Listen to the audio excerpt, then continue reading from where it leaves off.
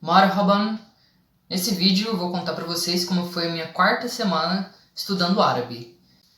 Assim como nas outras semanas, todos os dias eu estudei 20 palavras e também fiz a revisão das semanas anteriores para gravar as palavras que eu já tinha estudado. E além disso, eu estudei 2 tópicos de gramática para ajudar a entender a língua, que foram 2 classes de palavras, que são os substantivos e os adjetivos. E eu queria compartilhar com vocês algumas características interessantes, algumas características curiosas dessas 2 classes de palavras. Começando pelos substantivos, eles flexionam no árabe, assim como no português eles flexionam em gênero e em número.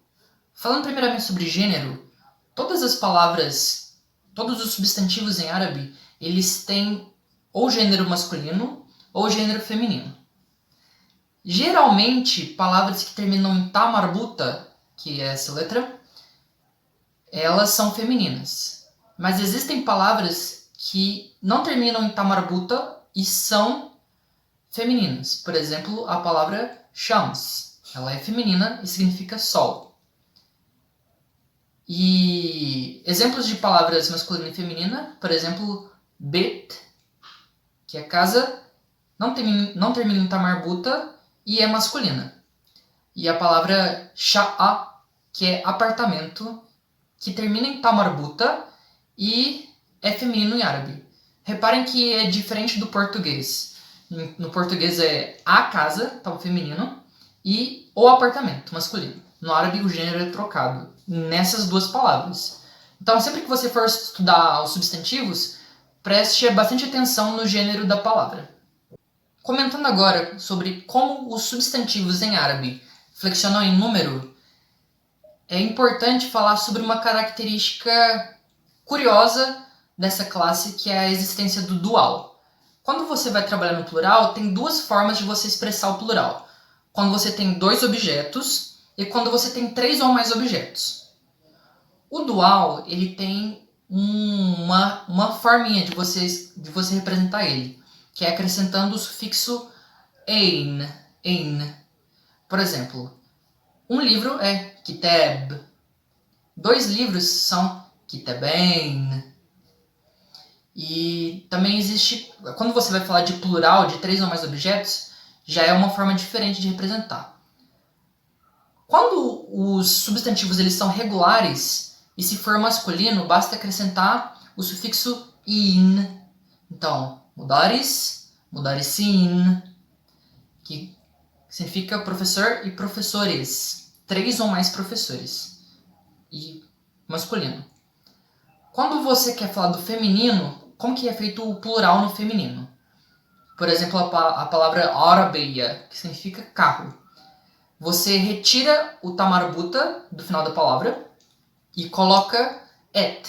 Então, arabeia, um carro. Arabeyet, 3 ou mais carros. Só que existem também substantivos que são irregulares, que o plural não segue essas regrinhas, que é o caso da palavra kitab, livro. Kitab, no plural, é kutub. Então, como se fala um livro? Kitab. 2 livros? Kitabain. E 3 ou mais livros? Kutub.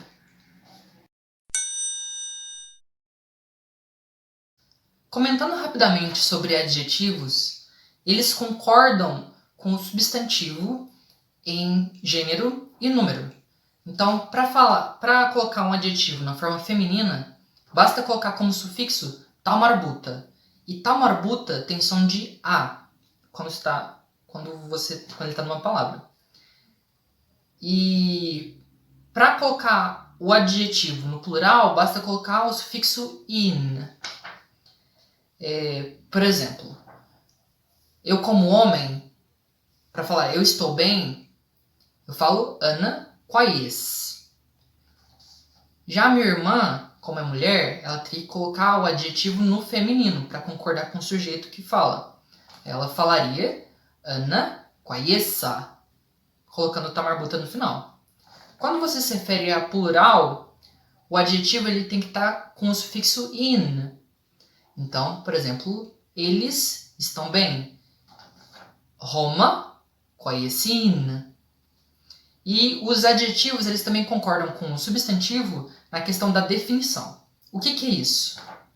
Quando o substantivo está com o artigo definido prefixado, que é aquele ele, o adjetivo que caracteriza esse substantivo, ele também vai ter o artigo definido, ele, como prefixo.